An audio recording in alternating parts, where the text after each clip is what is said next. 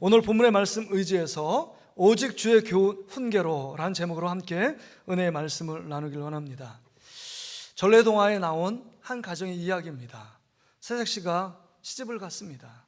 시집을 갔는데 첫날 부엌에서 밥을 했는데 밥을 태운 겁니다. 그래서 마음이 여린 이 새색시가 막 눈물을 훔치고 있는 겁니다. 어떡하지? 마음이 막 괴로운 거예요. 그 장면을 보고 있던 남편이 이렇게 얘기합니다. 여보, 걱정하지 마. 내가 이 모든 것은 다 내 책임이야. 우물이 너무 먼 데 있었는데 우물에 물을 많이 떠오지 않은 내 책임이야. 물을 더 많이 떠왔다면 듬뿍 물을 넣어서 태우는 일이 없었을 텐데 이 모든 건 다 내 책임이야. 걱정하지 마. 이런 얘기를 했습니다. 이 광경을 또 지켜보고 있던 시아버지가 이 얘기합니다. 야, 며느라기야, 이건 다 내 책임이란다. 너 아무 걱정하지 마. 내가 장작을 펼 때 힘이 없어서 장작을 더 잘게 폈으면 그 불길이 좀 더 약해서 태울 일이 없었을 텐데 그 잘게 패지 않고 굵은 그 아름드린 그 나무를 그냥 불에 태우다 보니까 화력이 세서 이 모든 건 다 이 시아버지 내 책임이란다. 걱정하지 마. 근데 그 모습을 보고 있던 시어머니가 대뜸 와서는 야, 며느라기야, 걱정 하나도 하지 마. 이게 내가 늙었는지 정말 냄새를 잘 못 맡네. 내가 냄새 맡아서 조금 그 밥 다 되는 냄새가 풍겼으면 그만하라고, 이제 장작불을 좀 꺼내놓으라고 이 말 한마디 했으면 됐을 텐데 내가 그 말 한마디를 못했네. 미안하다 며느라기야. 절대 걱정하지 마. 이게 다 내 책임이란다. 여러분, 이런 가정의 모습이 얼마나 행복하겠느냐 하는 겁니다. 누구를 비난하고 책망하기 전에 옆에 있는 사람, 이 모든 것은 다 내 책임이에요. 내가 했어요. 내가 다 잘못이에요 라고 얘기한다면 그 가정이 얼마나 화목하고 다복한 가정으로 거듭날 수 있겠느냐 하는 겁니다. 또 이와 반대로 다른 가정이 있었습니다. 늘 불행하다고 생각하는 남편이 있었습니다. 늘 책임은 내 아내가 잔소리하고 아내가 큰소리치고 아내가 바가지를 긁어서 우리 가정은 행복하지 않다라고 생각을 했습니다. 그래서 하나님께 간절히 기도했습니다. 하나님, 내 마음의 소원을 들어주세요. 그러니까 하나님께서 3가지 소원을 들어주겠다고 얘기합니다. 그러면 첫째 소원이 뭐냐 물어보니까 하나님, 조용하게 제 아내를 데려가 주세요. 그래서 하나님의 방법으로 이 아내를 하나님 나라로 데려갔습니다. 근데 장례가 치르는데 뜻밖의 일들이 벌어집니다. 거기에 조문객들이 온 사람들이 막 애도하면서 그래도 더 살아야 되는데 이 부인은 너무 잘 살았고 본이 되었고 성격도 좋았고 모든 동네 사람들하고 정말 사랑으로 관계를 했는데 어떻게 이 나이에 갈 수가 있냐고 모든 사람이 슬퍼하며 애통하는 겁니다. 그러면서 이 사람이 살아왔던 행적들에 대하여 칭찬이 자자한 겁니다. 이 이야기를 들으면서 딴 생각이 드는 거예요. 나에게만 잘못했나? 아니야, 나도 생각해보니까 아내가 나 잘 되라고 이렇게 잔소리하고 뭐라고 한 건데 내가 정말 잘못 이해하고 받아들였나 봐. 이런 생각을 하는 겁니다. 그래서 막 후회돼요. 그래서 하나님께 또 기도했습니다. 하나님, 그래도 구간이 명간인 것 같아요. 다른 부인 얻어서 살라고 했더니 정말 전 부인, 이 부인을 좀 살려주시면 너무 행복할 것 같습니다. 그리고 2번째 소원을 하나님 들어주셨어요. 아내에게 들어줍니다. 동일하게 아내가 막 잔소리를 합니다. 근데 그러면서 3번째, 하나님, 내가 3번째 소원을 무엇을 간구해야 될지 잘 모르겠습니다. 하나님이 알아서 해주세요. 그러니까 하나님이 아내에 대한 믿음을 딱 사라지게 하고 그 안에 사랑하는 마음을 집어넣었다는 얘기입니다. 누가 만든 이야기겠지요. 근데 이 2 가정에는 분명한 대조적인 삶의 모습이에요. 정말 허물이 있을 때 비난하고 정죄하는 가정은 불행한 가정입니다. 근데 그것을 품고 이해해주고 사랑해주고 용서해주고 배려해주는 모습 가운데 행복이 넘치게 된다는 겁니다. 우리 가정은 어떻습니까? 지금 우리의 가정은 어떤 가정입니까? 불행한 가정입니까? 아니면 행복이 넘치는 가정입니까? 5월 가정의 달이 다가왔습니다. 첫째 주 오늘 어린이 주일로 우리가 지키고 그래서 어린이에 대해서 어떻게 우리가 아이들을 키워야 될지 또 부모와 아이들의 관계는 어떻게 가져야 되는지 부모가 어떤 영향을 미치고 있는 자녀들에게 그 이야기를 하고 싶고요. 다음 주에는 부모를 어떻게 성경적으로 섬길 수 있는가. 또 세 번째 주에는 진짜 스승의 주일인데요, 진짜 스승은 누구인가, 스승을 어떻게 섬겨야 되는가. 네 번째, 다섯째 주에는 건강하고 행복한 가정은 어떻게 해야 만들어지는가, 이 주제를 갖고 함께 이야기하고 싶습니다. 근데 여러분, 우리가 유교주의 문화 가운데 있어서 예전에는 우리 아이들에 대하여 별로 관심이 없었습니다. 그리고 무시했습니다. 약장수들이 오면 많이 몰려있으면 뭐라고 해요? 약장수가 하는 말이 애들은 가라. 애들은 가라는 거예요. 돈도 안 되고 뭐 그러니까. 근데 그게 시대적인 분위기였다는 겁니다.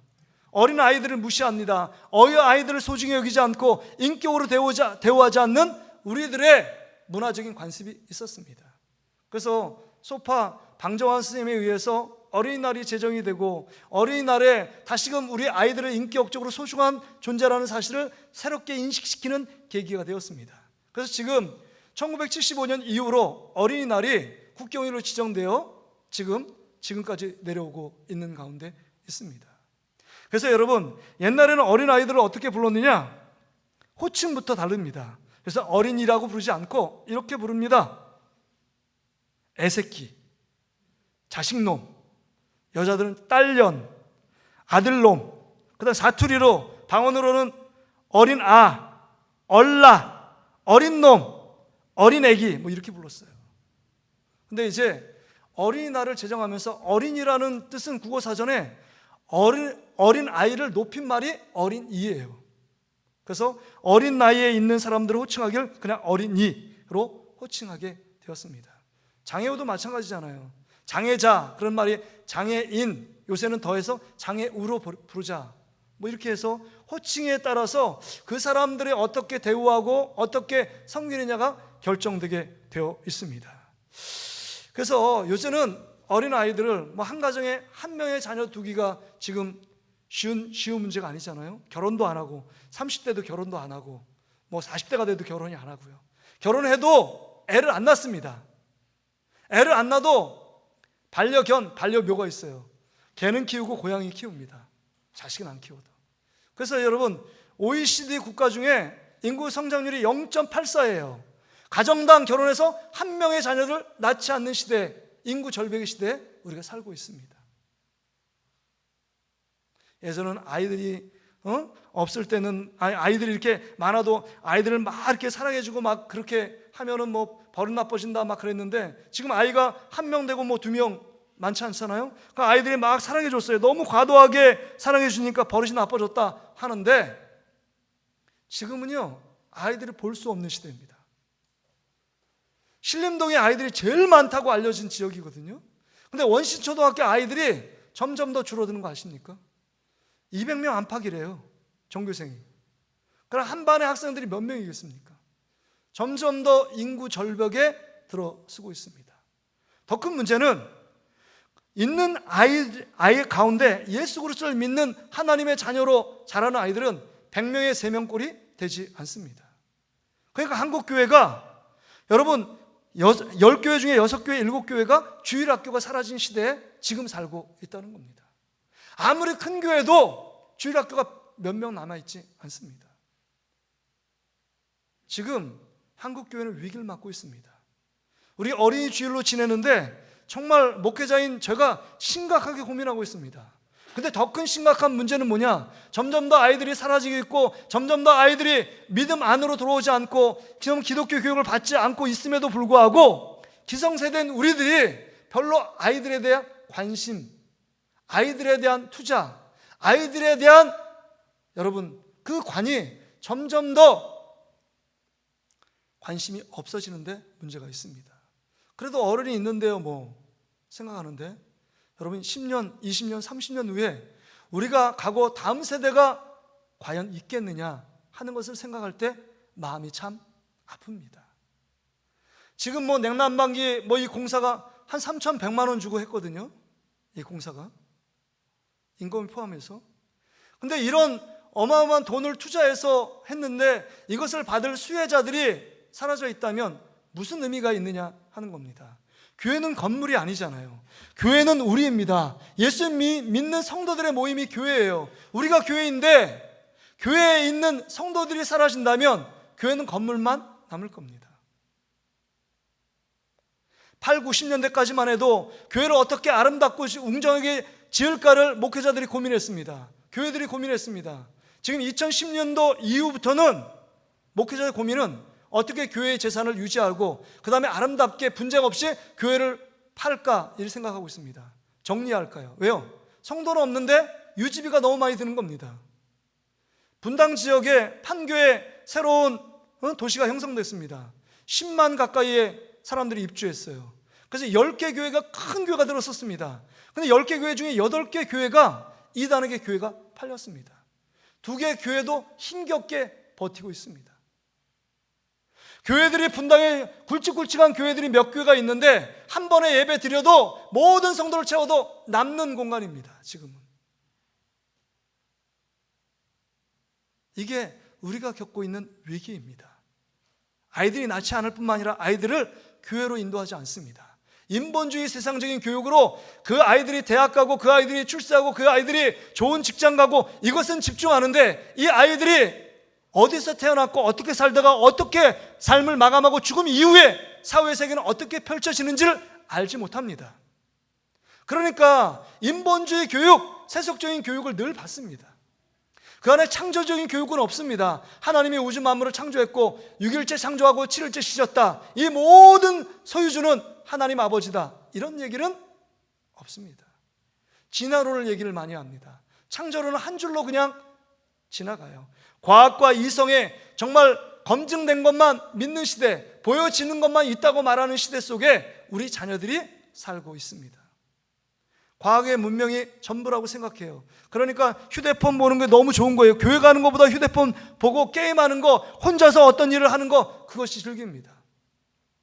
예전에는 교회에서 슬라이드 필름 하나 보여주면 모든 동네방네 아이들이 믿지 않는 아이들도 그냥 인산이를 때를 모아가지고 발냄새 나는 거 그거 진동한 그거 아랑곳하지 않고 여름 성형학기 때 슬라이드 필름 한번 보려고 사람들이 모여왔고 피에로 복장에 북만 쳐도 그 앞에 따라오는 많은 사람들이 있었는데 지금은 떡볶이 주고 지금 피자 시키고 치킨 시켜준다고 해도 아이들이 오지 않는 시대입니다. 내가 뭐 사 먹으면 되는데 뭐. 그리고 내가 원하는 대로 휴대폰 갖고 게임하고 내 시간을 내가 조절하면서 지내야지 무슨 교회 간다고 재미없고 지루한 설교 들으며 시간을 낭비할까 이런 생각을 한다는 겁니다. 지금 시대가 이런 시대예요. 이런 시대 속에서 우리 성도들과 목회자들이 어떤 고민을 해야 되느냐, 이 위기를 어떻게 타개하고 극복할 수 있느냐, 다시금 기본으로 돌아가야 합니다. 다시금 하나님의 말씀을 들어야 합니다. 오늘 말씀을 통해서 6장 4절에 뭐라고 얘기합니까? 또 아비들아, 기성세대 얘기하잖아요. 어른들아, 너희 자녀를 노엽게 하지 말고 오직 주의 교훈과 훈계로 양육하라 라고 말씀합니다. 그러게 첫 번째, 이 하나님의 자녀를 어떻게 양육할 수 있는가, 어떻게 키워내는가, 첫 번째 우리의 주제는요, 양육하라는 겁니다. 6장 4절에 보니까 양육하래요. 유태인들의 교육을 보면 어떤 교육이냐면요, 늘 자나깨나 말씀 교육이에요. 우리는 자장가 부르잖아요. 자장가를 불러주는데 이들의 자장가는 하나님 말씀을 읽어주는 것이 자장가입니다. 하나님 말씀을 듣다가 지치면 자는 거예요. 모세오경, 창세기, 출애굽기, 레위기, 민수기, 신명기 이 말씀을 끊임없이 교육을 합니다. 그러니까 이 모든 만물의 주인은 하나님이고 창조주는 하나님밖에 없다. 이것을 그들이 듣고 끊임없이 듣는 겁니다. 그들이 그 하나님을 믿고 섰을 때 그 삶의 주인 되신 하나님으로 말미암아 그 인생 가운데 겸손하게 이 시대 가운데 주님이 주신 지혜, 주님이 주신 힘으로 이 시대를 살아가는 겁니다. 그러니까 세계 유태인들의 인구가 그렇게 많지 않지만 세계의 경제, 정치, 군사를 다 지배합니다. 핵심적인 부분에 다 유태인들이 자리를 차지하고 있습니다. 미국의 교수들 중에 30%가 유태인들입니다. 노벨 그 상을 받은 사람들의 24%가 유태인들이래요. 그럼 미국 인구, 미국을 지배하는, 월가를 다 지배하고 경제를 지배하고 금융을 지배하고 정치를 지배하는 그 유태인들이 얼마나 인구가 되느냐? 650만 명밖에 안 된대요. 그럼 그 미국 인구의 3.2%밖에 차지하지 않습니다. 그럼에도 불구하고 모든 것에 영향을 미치고 그 자리에 모든 요직에 한 자리를 차지하고 있는 민족이 유태인들입니다. 그렇다면 왜 유태인들이 그렇게 뛰어난 민족이 되었느냐? 그들이 머리가 좋아서요? 머리가 좋은 민족은 다른 민족이 많습니다. 우리 한민족이 우리나라가 머리가 더 좋습니다. 지적 수준이 더 뛰어납니다. 그럼에도 불구하고 유태인의 영향력을 따라갈 수 없잖아요. 왜 그러느냐? 그들은 말씀으로 자녀를 양육하기 시작했기 때문입니다. 말씀으로 자녀들을 양육한 겁니다. 말씀으로요. 그러기에 그들이 어느 곳에 가든지 하나님을 인정하는 그 구별된 믿음을 갖고 살았기 때문에 그들이 세상 속에서 하나님의 놀라운 축복들을 경험하고 살았다는 겁니다. 그런데 여러분, 오늘 본문에도 이야기하잖아요. 오직 주의 교훈과 훈계로 양육하래요. 우리가 자녀들을 과외시켜서 양육하죠. 세상의 어떤 지식으로 양육하는 것이 아니라 주의 교훈과 훈계, 하나님 말씀으로 양육해야만 이 자녀들이 하나님의 자녀답게 살아갈 수 있다는 겁니다. 창조자를 기억할 수 있는 거예요. 인간이 인간다울 수 있는 것은요, 학교의 전인적인 교육을 받았기 때문에 인간이 인간다움이 회복되는 게 아니라는 거죠. 전인적인 교육 받았는데 학교 가면 뭐예요?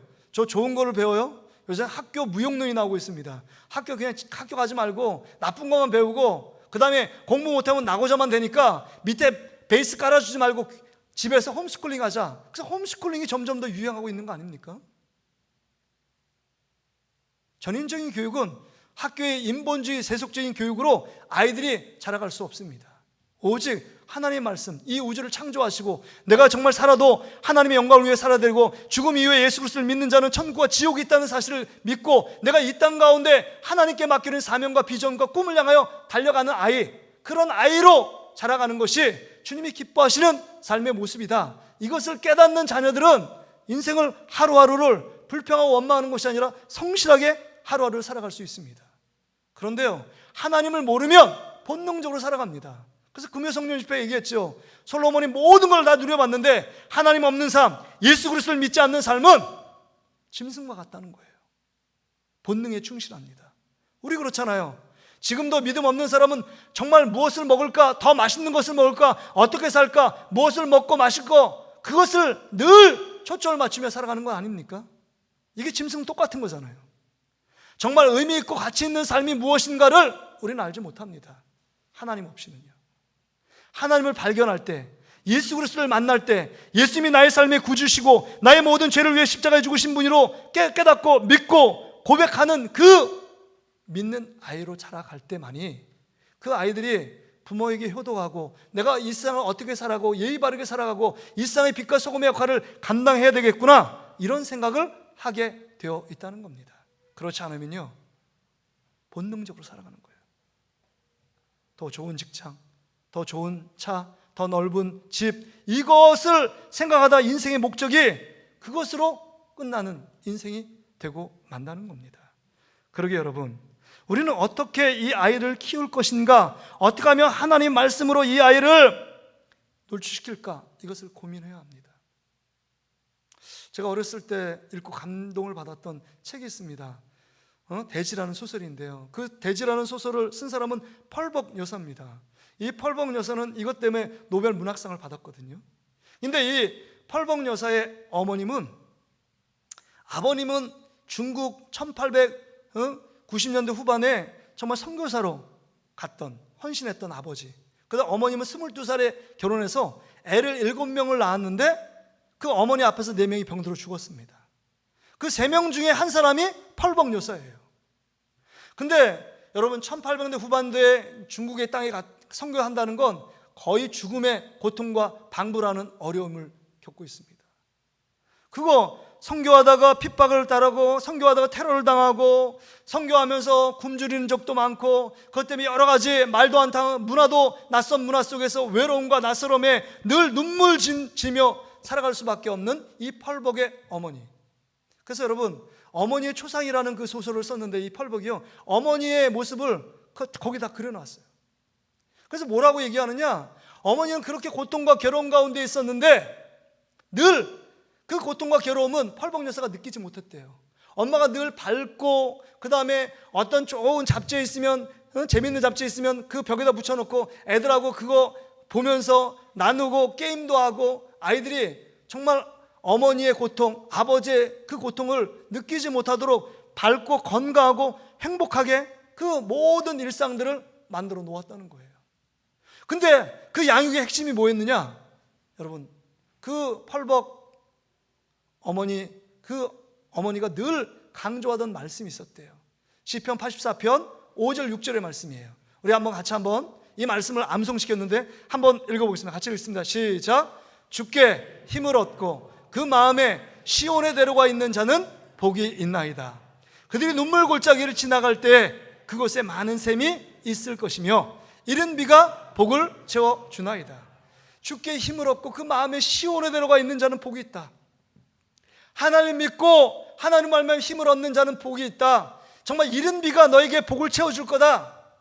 이 말씀을 이 펄벅 여사의 어머니가 늘 아이들을 암송시킨 겁니다.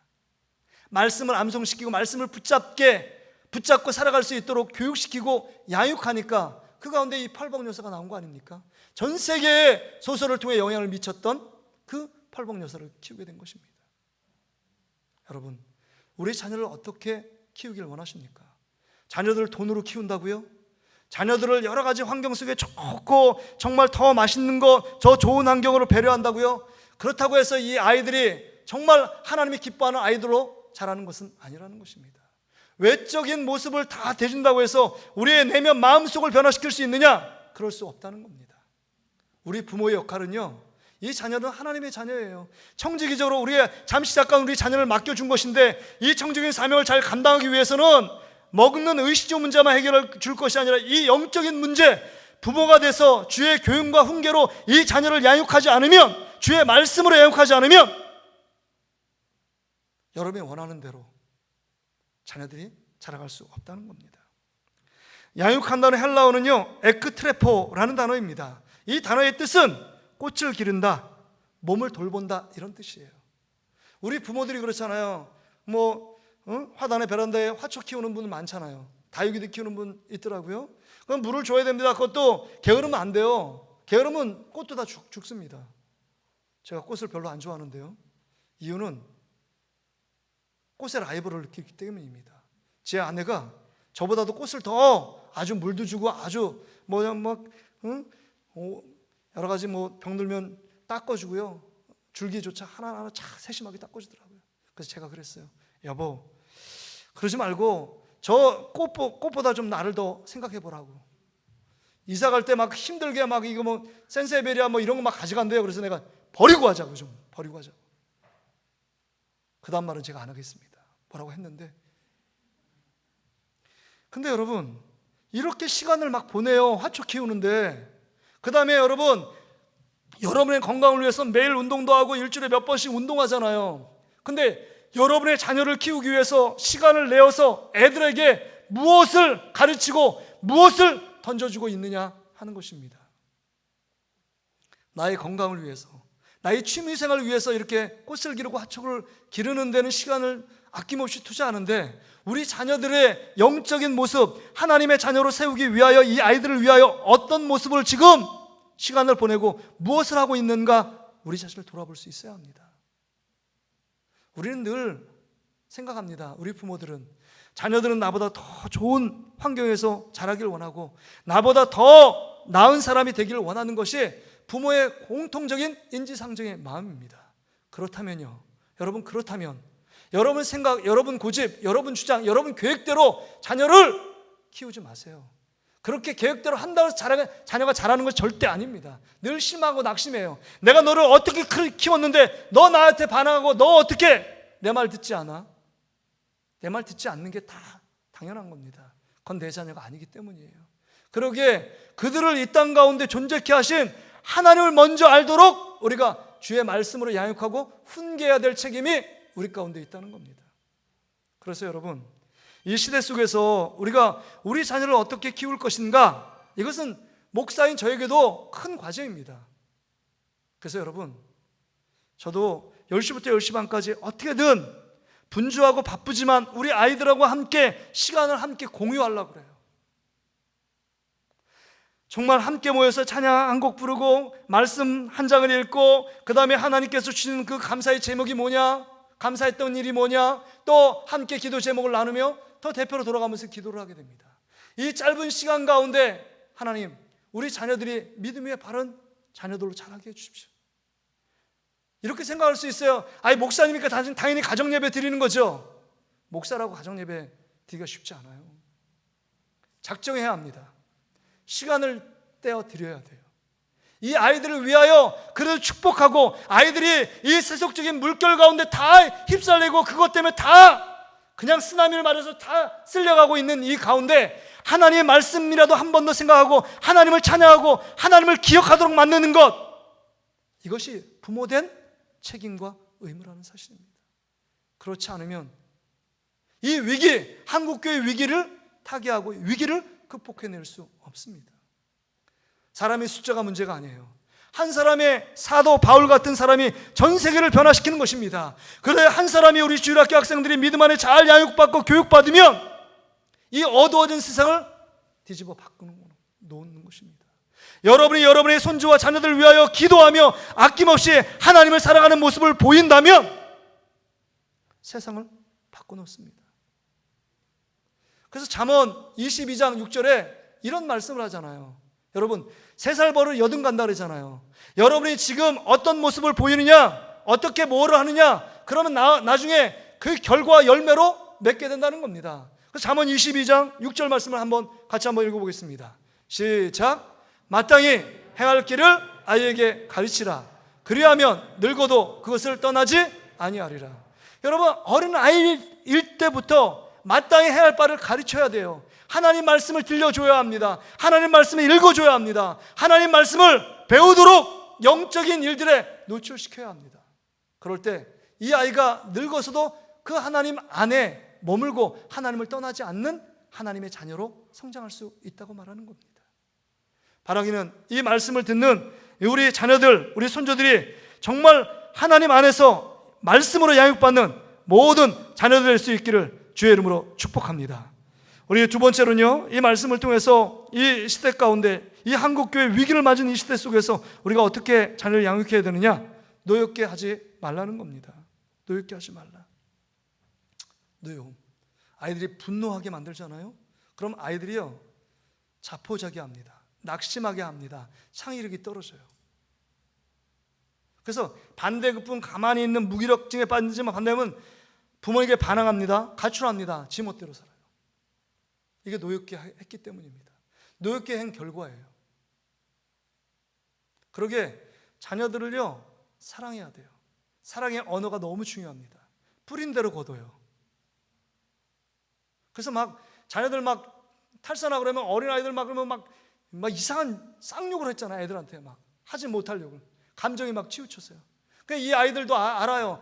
부모가 정말 사랑해서 이 아이를 혼내고 때리는지, 사랑에 맨지, 아니면 부모의 감정이 충실해서 감정에 충실해가지고 나를 때리고 있는지 아이들이 본능적으로 안다는 거죠. 애착 관계가 잘 돼 있어야 합니다. 그러니까 사랑의 언어, 격려의 말, 위로의 말이 그 안에 늘 어릴 때부터 그걸 잘하고 받은 아이들은요, 그래도 믿음 안에서 자라갑니다. 바른 모습의 인격으로 자라가요.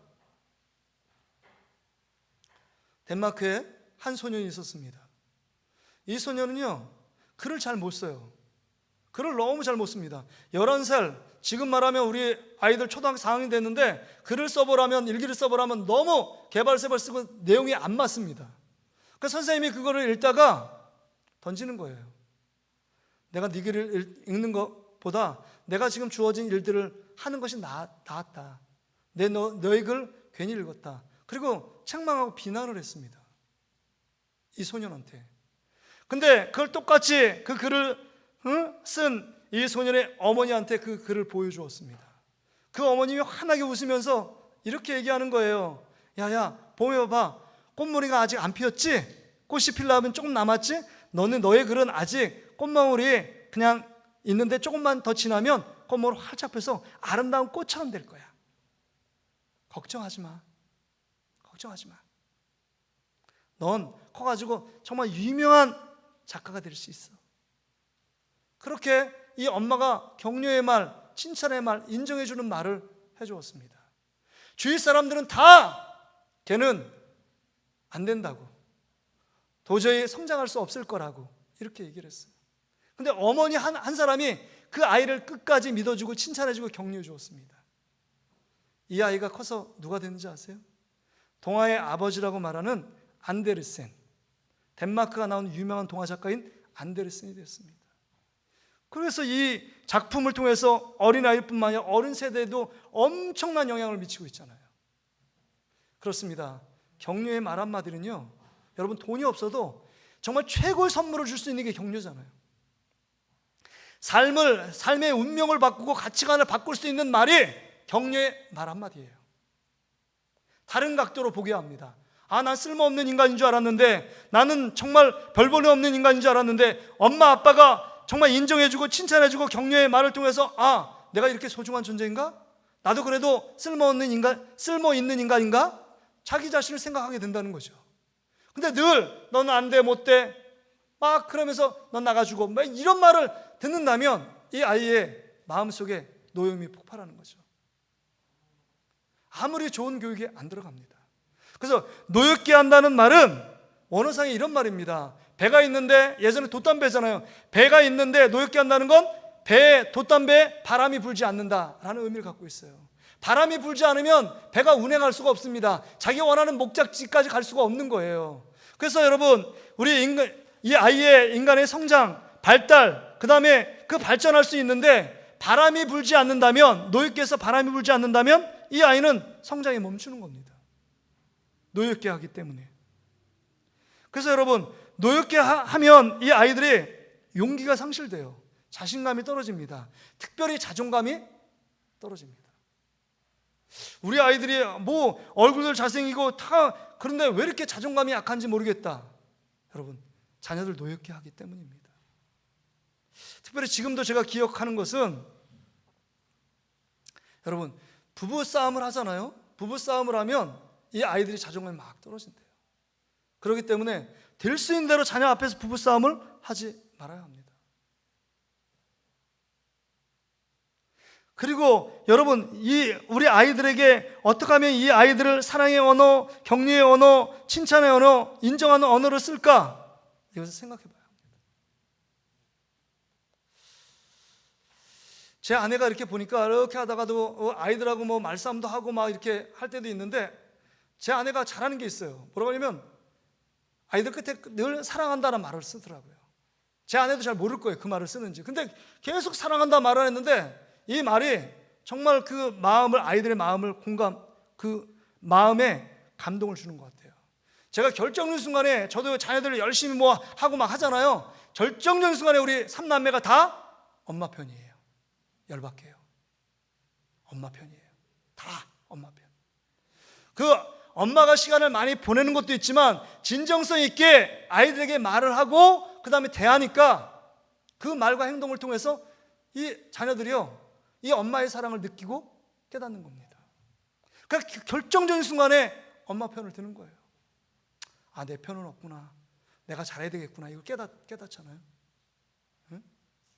그래서 여러분, 제가 그래서 갔던 게 아버지 학교 아닙니까? 목회자들이 가는 아버지 학교가 있고 평신도들과 함께하는 아버지 학교가 있는데, 어느 집사님이 저한테 재회비를 낸 거예요. 목사님, 아버지 학교 가십시오. 근데 제가 그렇게 나쁜 아버지라고 생각하지 않거든요. 아버지 학교라는 이미지가 아버지로서의 역할을 못하면 아버지 학교 가는구나 라는 생각에 이미지가 돼 있는데, 가보니까 웬걸이요, 진짜 아버지 역할을 잘한다고 교만한 사람은 한 명도 오지 않았어요. 나는 아버지로서 부족하다라고 생각하는 사람은 다 거기 있더라고요. 근데 제가 보니까 아버지로서 역할이 부족하다고 말하는 사람들 중에 아버지 역할을 너무 잘하고 있는데 거기서 한 가지를 더 배우려고 오는 사람이 아버지 학교에 왔더라고요. 4주간을 하는데 여러분, 토요일마다 한 3시간에서 5시간 정도를 하는데 그거 4주간 받았다고 아버지로서의 역할이 확 바뀌겠어요? 사랑하지 않던 아버지가 확 바뀌겠어요? 별로 기대감이 없었는데, 여러분 4주간의 교육 속에 강의를 받고 실제적으로 쓴 부모님한테 편지를 쓰세요. 막 편지 쓰게 해요. 막 눈물이 막 납니다.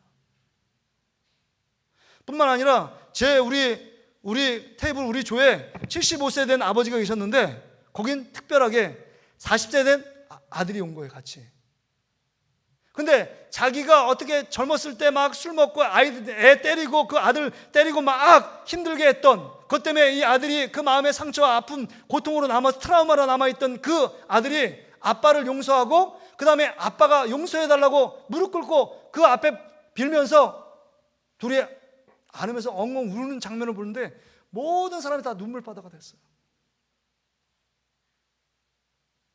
내가 너한테 사랑한다는 말 한마디 안 해봤다. 제가 그 마음에 막 찔림이 있는 거예요. 여러분들이 자녀들에게 사랑한다는 말을 진정성 있게 해준 적이 있으세요? 75세 된 그 할아버지가 된 아버지가요, 이 40세 된 아들을 껴안고 내가 너를 사랑한다, 한마디도 여태까지 사랑한다는 말 안 했어. 미안하다. 너를 위한다고 말하지만 내 감정대로 너를 막 때리기도 했고 너를 힘들게 했어. 그래서 내 안에 이 많은 상처를 주었다. 그 강의를 듣고 나누는 시간에 가가지고 아들한테 가가지고 그 사회자가 다 시간을 줘서 하고 싶은 얘기를 막 해보게 한 거예요. 그러니까 막 그 얘기를 진실을 얘기하는 겁니다. 눈물을 펑펑 흘리면서. 그래서 저도 4주간에 배운 거 있어요. 아이들 막 칭찬하라고 30개씩 쓰래요. 근데 우리 애들이 한 명도 아니고 두 명도 아니고 세 명이라서 30개를 쓰려니까 세 명에다 쓰려니까요. 와, 이거 뭐 쓸 게 없어요. 칭찬의 말 30개를 쓰는 겁니다. 그리고 나서 아이들 사춘기에 접어든 아이들 막 안아줬어요. 스킨십을 하래요. 사랑의 터치를 하래요. 그냥 막 안 하려고 그래요. 첫째 아들, 둘째 아들. 아우, 아빠 왜 그래? 이거 숙제를 한다. 그래서 내가 막 비볐어요. 가가지고 막. 그러니까 막 이게 한 달, 두 달, 1년 지나니까 이제 내가 스킨십하고 안아주는 거 사랑한다. 별로 어색하지가 않습니다. 지금 첫째 아들이 25 아니에요? 둘째 아들이 22이고 딸이 19살이에요. 그래도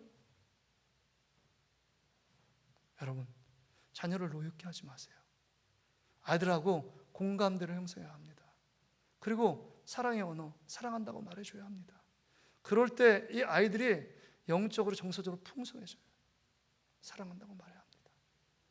내가 가르치고 싶은 말을 하기 전에 이 아이들의 감정 상태, 이 아이들을 사랑으로 내가 섬기고 있는가, 사랑으로 지도하고 있는가, 그 래퍼가 형성이 안 되면, 관계성이 형성이 안 되는데 너 공부해라, 너 예배 드려라, 이거 안 돼요. 튀어나옵니다. 바라기는 우리 자녀들을 정말 노엽게 하지 않는 모든 부모가 되시기를 주의 이름으로 축복합니다. 마지막으로요, 본이 되라는 겁니다. 본이 돼요. 이게 지금 이제 부모 얘기 나오잖아요. 6장 1절에 보면 자녀들아 주 안에서 너희 부모를 순종하라. 이것이 옳으니라. 네 아버지와 어머니를 공경하라. 이것이 약속 있는 첫 계명이다. 네가 땅에서 잘되고 장수하리라. 이 말씀을 하잖아요. 그래서 먼저 부모의 이야기를 한 다음에 그 다음에 자녀 이야기를 하고 있는 겁니다. 그러니까 부모된 너희들이 자녀의 모습을 어떻게 지금 보고 있고 자녀를 어떻게 양육시킬 건가? 본이다라는 겁니다. 재밌는 이야기가 있잖아요. 딸하고 엄마하고 책방에 간 거예요. 서점에 갔습니다. 그냥 이 엄마가 딸아, 네가 사고 싶은 거 다 사. 소설이나 수필 있잖아. 이거 읽어야지 네 정서적으로 풍부하고 앞으로 논술하는데도 너 도움이 될 거니까 네가 원하는 대로 사라. 엄마가 통 크게 쓸게. 그래서 이 아이가 뭘 샀냐면 이런 책을 샀어요. 무슨 책을 샀냐면 올바른 자녀 양육법. 이 책을 사가지고 이제 첫 페이지부터 읽으려고 하는 거예요. 그래서 딸, 네가 무슨 올바른 자녀 양육법, 너 결혼하려면 멀었고 이거 안 봐도 돼? 너는 소설, 그다음 고전 문학 이거 봐야 된다? 아니야 엄마, 이거 봐야 돼. 지금까지 엄마가 나를 올바르게 키웠는지 이 책을 통해서 점검해 볼 거야.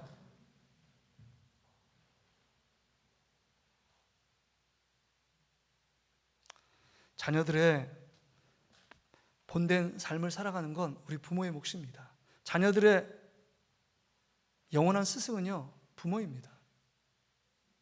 학교 선생님이 영향력 있는 학교 선생님을 닮을 것 같아요? 안 돼요. 닮은 꼴은 시간에 정비를 합니다. 절대 시간이 가정에서 모든 걸 다 보내기 때문에 여러분은 이렇게 얘기할 겁니다. 우리 자녀들에게 저 아무것도 가르친 거 없습니다. 밥만 먹여준 것밖에 없어요. 그러나 여러분은 엄청난 영향을 미쳤습니다. 본이 되고 싶지 않아도 본이 됐어요. 왠지 아십니까? 여러분이 말하는 말, 그 다음에 행동하는 행동을 뒷모습에서 보고 자녀들이 자라고 있기 때문입니다. 그래서 아이들의 모습은 우리 어른들의 거울이에요. 아이들을 나무랄 게 아니라 문제 아이가 있는 것이 문제 부모가 있는 것입니다. 그러니까 본대라는 얘기는 내가 그런 삶을 살아가면 아이들이 따르라고 하지 않아도 따른다는 겁니다.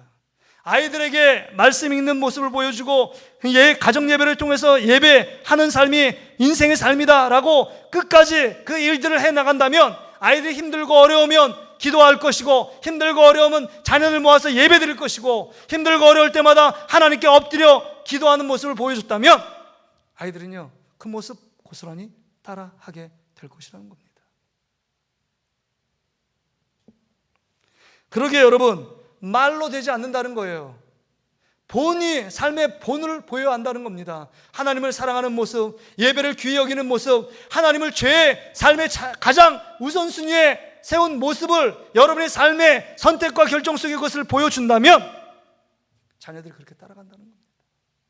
어떤 이사하기 전에 하나님이 기뻐하시는 이사는 모습일까? 내가 어떻게 신앙생활 할 때 더 교회 중심으로 갈까? 이런 생각하고, 내가 어떤 일을 결정할 때, 직장 생활할 때 직장 속에서 하나님이 기뻐하는 직장, 그 직장을 먼저 선택하려고 가정 예배를 드리며 함께 나눌 때 아빠를 위해서 기도해라, 엄마를 위해서 기도해달라 라는 말을 나눌 때 이 아이들의 생각 가운데 여러분 가랑비에 옷 젖듯이 스미는 생각이, 모든 크고 작은 결정 속엔 하나님이 있어야 되는구나, 이걸 깨닫게 되는 거예요. 누구의 모습을 통해서? 아버지, 엄마의 모습을 통해서 따라가게 되어 있다는 겁니다. 너 아빠 이 모습은 절대 배우면 안 된다? 엄마가 늘 하는 말이죠. 아빠 그 모습 배우면 안 돼. 아빠는 그래요. 야, 엄마 그렇게 잔소리하고 막 이런 얘기 넌 배우면 안 돼? 근데 여러분, 그렇게 말할 때 벌써 늦었습니다. 아이들의 모습은 벌써 다 그 모습이 아빠의 단점, 엄마의 단점까지 다 자녀들에게 투사되어 있어요. 제 모습이 보니까 그렇더라고요. 우리 아이들 보면 저 모습은 아닌 모습인데 내 모습이 제 아이들에게 담겨져 있네? 이것을 느낄 때가 있습니다. 그러게 여러분, 우리가 어떻게 아이들을 키워야 될까? 그래서 이스라엘 백성들은 아까 유텐교회는 쉐마라는 뜻은 들으라 이스라엘이여, 이런 말입니다. 쉐마 교육을 했어요. 신명기 6장 5절부터 9절에 이렇게 말씀합니다. 우리 같이 한번 읽어볼까요? 말씀 우리 마음에 새기면서 같이 한번 읽어봅시다. 시작. 너는 마음을 다하고 뜻을 다하고 힘을 다하여 내 하나님 여호와를 사랑하라.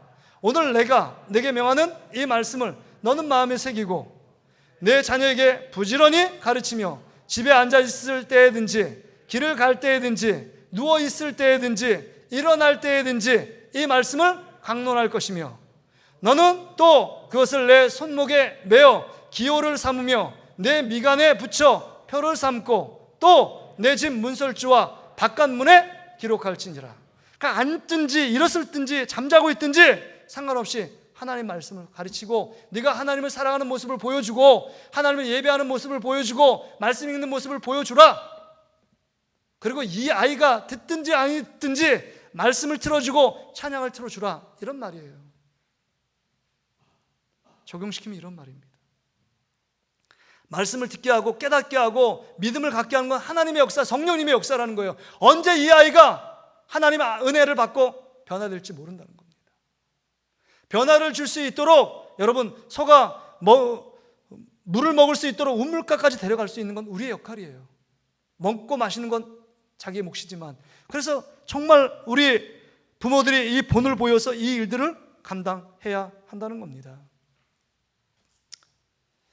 소크라테스 고대 철학자 아닙니까? 플라톤과 쌍벽을 이루는 소크라테스가 이제 죽기 임종 직전에 있습니다. 그래서 제자들이 마지막 소크라테스의 고언, 유언의 말씀, 엑기스 같은 인생을 정말 맺어 지을 수 있는 결론적인 말씀을 들으려고, 저 선생님, 저에게 인생 가운데 가장 엑기스 같은 정말 심오한 말씀을 한 말씀 주십시오.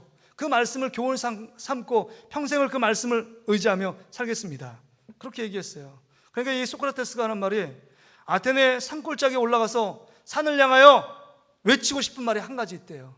그러니까 이 제자들이 그 말이 무슨 말씀입니까? 근데 이런 말이에요. 잘 보세요. 눈으로 따라오세요.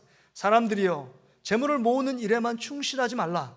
그것을 물려받는 아이들에게 좀 더 많은 사랑과 정성을 쏟아라. 이것이 내 일생을 통해 얻은 가장 귀한 교훈이라네. 이렇게 고백했습니다. 그냥 고대 철학으로 사람들을 감동시키고 사람들을 마음을 들었다 놨다 하고 그 삶의 가치관, 이것이 철학이다라고 얘기했던 이 소크라테스가 하는 말은 이제 부모가 본이 되어 자녀들에게 사랑을 베풀고 정말 정성을 쏟고 그 자녀들에게 관심을 가져라 라고 얘기하는 겁니다. 이 소크라테스 얘기 중에서 이 생각이 문득 떠오르더라고요. 우리 한국교회에 영향을 미쳤던 사랑의 교회 원로 목사님인 오카노 목사님 작고하셨죠. 돌아가셨죠. 돌아갈 때 수많은 목회자들이 그 발인 예배 마지막 예배를 보기 위해서 참관을 했습니다. 찾아온 하객들에게 유족 대표에서 장남인 첫째 아들이 인사를 대신하라고 했습니다. 근데 마이크를 잡고 찾아와 주셔서 감사하고 고맙습니다, 이 말씀을 해야 되는데 이 말씀을 하지 않고 이렇게 얘기했습니다. 여기 있는 목사님들이요, 목회를 열심히 하는 만큼 자녀들에게 가서 함께 놀아주십시오. 그리고 마이크를 내려놓고 인사를 마무리했습니다. 오카노 목사님도 자녀들을 돌보는 일은 못했다는 거죠. 너무 바쁘기 때문에. 근데 바쁨이 다 선한 것은 아닙니다. 우리 아들들이 그래요. 아빠는 교회에 있는 것밖에 생각이 안 난대요.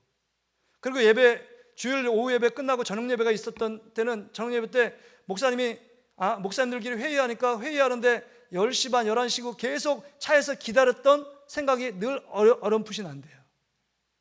늘 아빠는 나이 자랐을 때 아빠의 모습은 없었대요. 그 얘기를 계속 하는 거예요. 엄마만 있었지 아빠는 어디 갔는지 모른대요. 그래서 제가 그랬어요. 야, 내가 아빠하고 놀아주지 않은 건 아니고 내가 다른 거 됐겠니? 교회 가서 열심히 주일을 섬긴 거야. 근데도 얘는 감정적으로 동의가 안 돼요. 이제는 컸으니까 이해를 하지만 그 아이들이 아빠가 필요할 때 아빠의 모습이 없었던 거예요.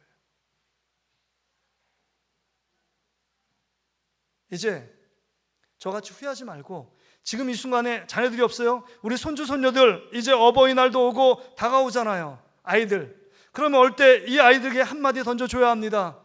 너 예수 믿어야 된다고. 너 그냥 이렇게 잠을 재워주는데 말씀을 듣지 않는데 말씀을 읽어주는 겁니다. 시편부터 읽어주고 요한복음부터 읽어주면서 막 읽어주는 거예요.